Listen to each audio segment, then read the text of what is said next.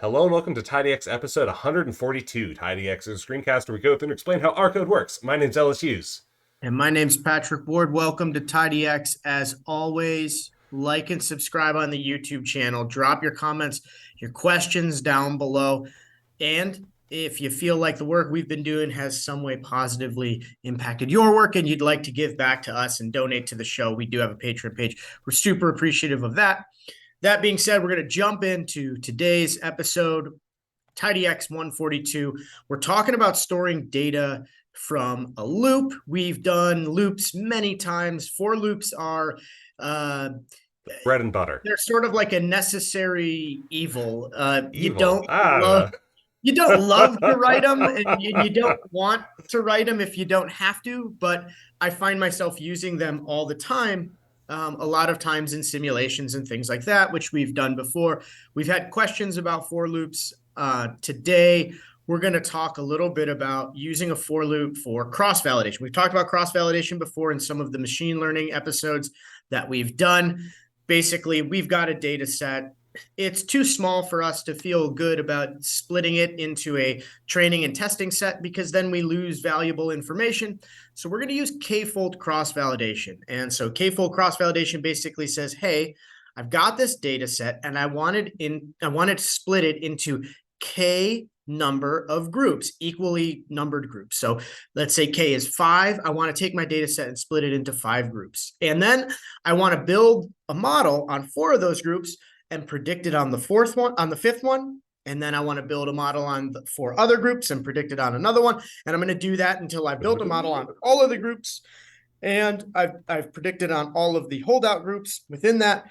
And then averaging over that gives us a kind of a sense for the model error and things like that. So we're going to The jump issue in is today. you need to be able to store that data though. You can't. We It's do. ephemeral, right? Like it's going to only be in that one for loop where you derived it, unless you pull it out and put it in an Correct. object that is going to store it afterwards. So That's these are going to talk about a couple different methods you could use to store that data. Doesn't just apply to prediction models. These sorts of concepts work for a variety of different data. We're just trying to have it be a little bit more applicable to something that we might expect you to be doing. yeah. So we'll jump in. Load up Tidyverse. We've got some data here. We're going to use the MT cars data set. We're just going to assign it to a variable called df so that it's shorter to type.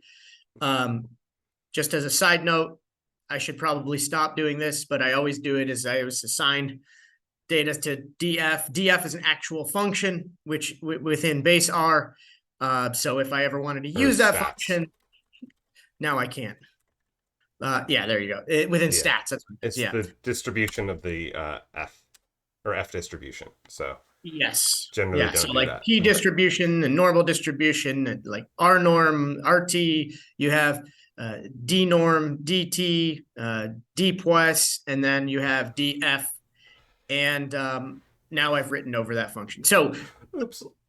I need to always remember store as DAT or D. But anyway, we've got our data frame and we've got 32 observations within this data frame, 32 rows of data. We want to split it into, in this case, 5 folds. We could have picked any number, 3, 10, whatever. We're going to split it into 5 folds. And the first thing I want to do is how many even number of 5s do I have? So I call floor on the n number of observations, 32, divided by k, the number of folds. And the floor is basically saying, hey, you've got 6 groups of 5s, which means we've got 2 observations that are not within an even number of groups. So we got to figure out a way of adding those back into those one of those 5 groups. We got to get those 2 observations into one of those 5 groups. And let's talk about how we can do that. Yeah, so what we're going to do now is we're going to create this vector called groups. And what we're going to do is we're going to go 1 through k, so 1 through number of groups that we have, and repeat them k-fold times. And so that is 6 times. So we'll repeat that. And so now we get this groups vector, and it's 1 through 5. But that's only 30 entries. If you remember in DF, there were 32. So we're going to need to have 2 observations that are randomly assigned to a K group for us. And so what we're going to do is we're going to use a sample function. So sample function is going to randomly grab, based on random number generators, a value from the vector that you pass in here. In this situation, we're going to pass in values 1 through k. So that is the number or the groups that exist. And we're going to go, hey, from values 1 through k, grab some number of observations. In this case, it is the number of observations in our data set, which is 32, minus the even set of groups. And so that's going to return a 2 for us because 32 minus 2 is 2. I can do math without a computer. So let's get those 2 extra groups. And so what has happened here is the last 2 observations have now been randomly assigned to group 3 and group 5. So now we're going to tack that on to the very end of our groups vector, and we're going to do that using the C function. So now we have groups, and at the very end of it, we have 3 and 5. So group 3 now has actually 7 observations, the 6 from the original set, and then observation 31. And then the same for group 5 has from the original group set, and then the very last at observation 32. So we're going to add that into df, assigning it to the k groups column. So now we can print that out, and it's going to look kind of ugly because my console isn't that wide. I will make us a little bit smaller. And now you can see our data set. There's only one other thing I would say about this before we proceed, which we didn't do here, but you can do. If you'll notice, our K group assignments are in order.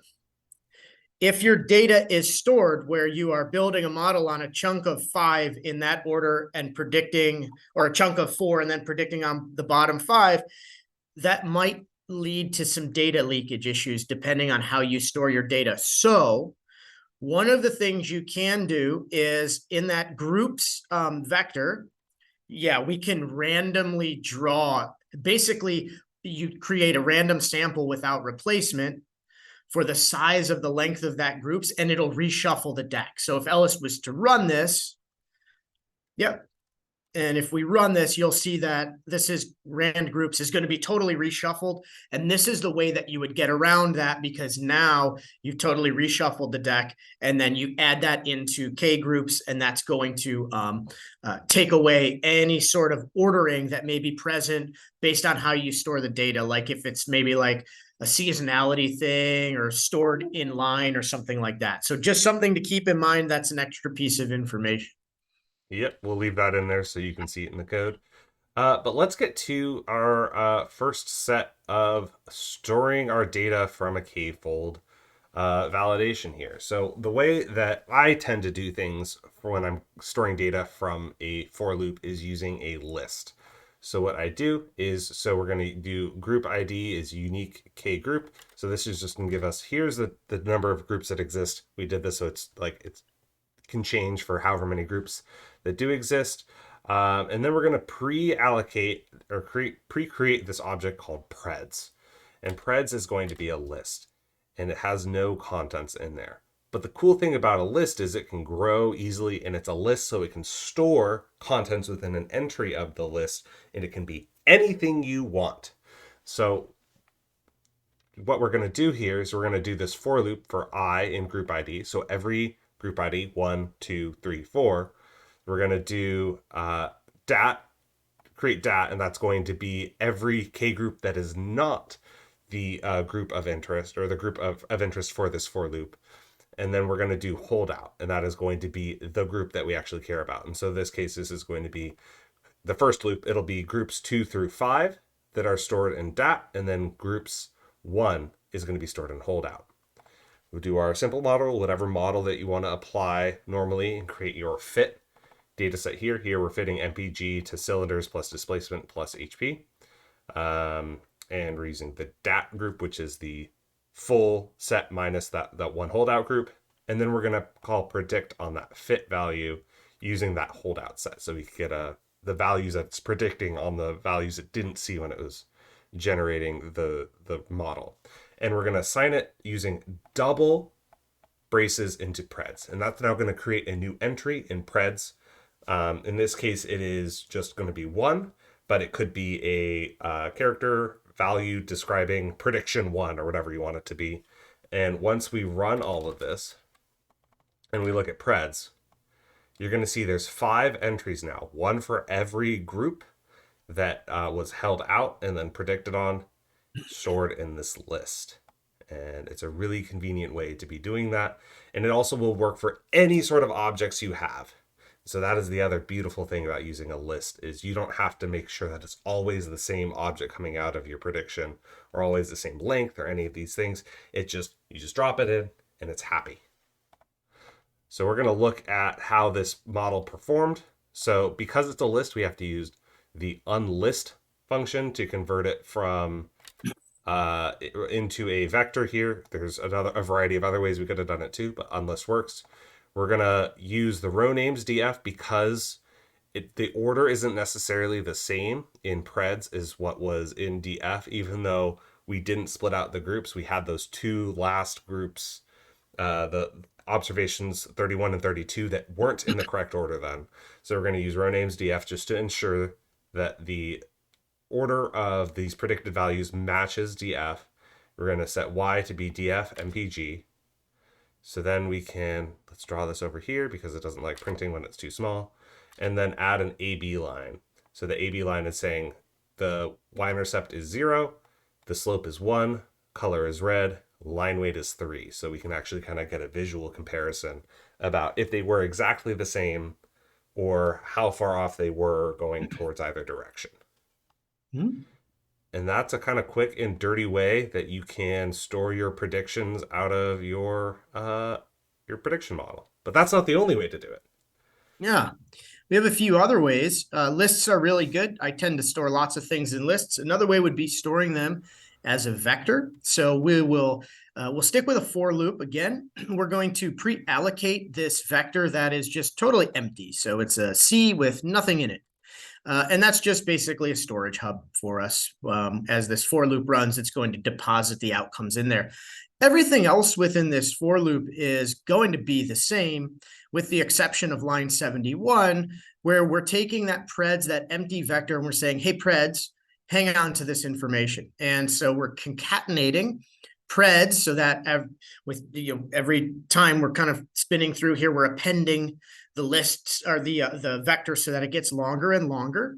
And then that unlist stuff right there is literally the same thing Ellis did just above when he plotted the data. So he's unlisting the predictions from the fitted model and predicting on the new holdout data. So if we run this, we get a cool little vector of predictions, and that's fine. And we can do kind of the same type of plotting stuff, and we get the same row names. Realize And that we get wasn't the in there. same, yep, we get the same bit of information. Model looks the same-ish. It'll because we're still using the same k-fold grouping. So the model predictions and the model coefficients are going to be the same. We didn't reshuffle the deck or anything like that. The problem with doing it that way is that, with the list, we knew which k-fold group the predictions came from. So we could gather more information. So let's say, we lose that with the vector. We can store it in a data frame instead and retain all the information. So I'll go through one way to store it in a data frame. And Ellis can go through another way to store it in a data frame. There's 2 ways, and we'll just knock those out real quick. This first way, we're going to take this preds df that we create. Again, nothing more than a storage space. We're just going to pre-allocate a bunch of basically the types of variables that we have. So we have 3 numeric variables. We have the fold number, the actual observed MPG and the predicted MPG, and then the car type, which is coming from the row name. It's a character. So we're going to go into our for loop now. We've pre-allocated. All of this information stays the same. The only thing that changes is at row 98, we're going to allocate into this df called fold df. We're going to say, hey, store the fold number. That's going to be iteration I, which is going through our for loop. We're going to say, from that holdout set, grab the observed MPG because that's what we're making a prediction on. For the prediction, we're going to, again, unlist the predict fit new data on the holdout set. And we want to grab that predicted value, and then we're going to get the car name, and then we're going to wrap this all, bind it together within our preds df, which we stored. And because it's row bind exactly, it's just adding at every iteration, it's adding new information. And so now we get this cool data frame that shows us the fold, the observed, the predicted, and we have the car type. And you can see, because when he ran it, there was not enough room. The row name and the car type are basically right next to each other. That's actually a good sanity check to see that everything lined up. But now that we have the observed and the predicted MPG, we can plot our residuals. So we'll make a little histogram plot of the observed minus the predicted, and give it a vertical line at 0, which would be a perfect prediction. And there we can get a sense for the residuals in our plot, how off our predictions are. Another way you could store it in a data frame. Yep. The last way that we're going to go over is we're going to actually try to update the original data frame that we were using, df, and store the data in that. So just for sake, so we don't change the original data set, in your situation you would want to, we're just going to assign df to tempdf, just so that we don't accidentally change it when we want to go back and rerun code. And we're going to create a new column called preds, and we're going to assign it to be NA underscore real. So NA underscore real is going to tell it that it is NA, but they are of type numeric. We're going to do our for loop, same pattern as we have been doing. And then we're going to do a prediction and store it in preds vec using unlist to convert it into just its natural vector form. Then we're going to update df. What we're going to do is, because we have the column names in preds vec, or the names of the vector in preds vec being the car names that exist in tempdf, we can call names on that. And so now it's going to subset basically tempdf to be only the values that we predicted on. And then we're going to drop into the column preds, which is currently NA, but we're going to be assigning the values of the predicted numbers into this. So this is going to basically, for the values that we've predicted on, update the NAs to be the actual values that we care about. And then it'll do this for every single group. So we know that we will replace every single value in tempdf with a predicted value. And the nice thing about this is now you don't have to wonder, okay, create your new data frame that has the observed and the predicted. It's all boom together in a single data frame.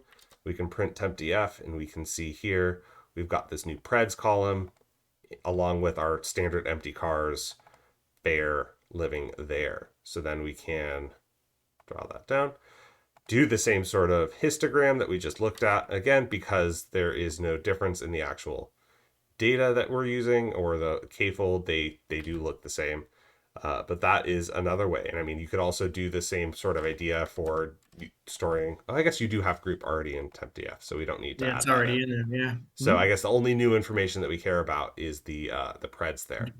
And then you can go on and kind of look, okay, what was my performance per fold? What was variety of information? You could maybe rerun all of this and update it to use different grouping if you decide that that's not actually how you want to be doing things. But those are a couple different ways that you can be storing data from your for loop and use it elsewhere. Awesome. So with that, I think we're going to call episode 142 of TidyX.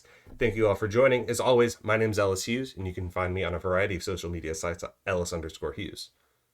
And my name's Patrick Ward. You can find me on Twitter at OSPPatrick.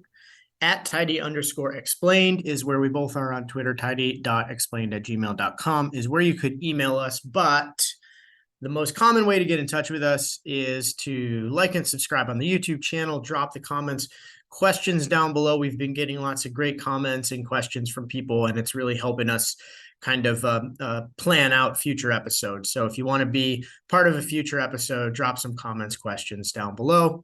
Other than that, if you feel like our work has in some way positively impact your work and you'd like to make a donation to the show, we do have a Patreon page. Other than that, thanks for watching. Thank you all so much, and keep on exploring your world.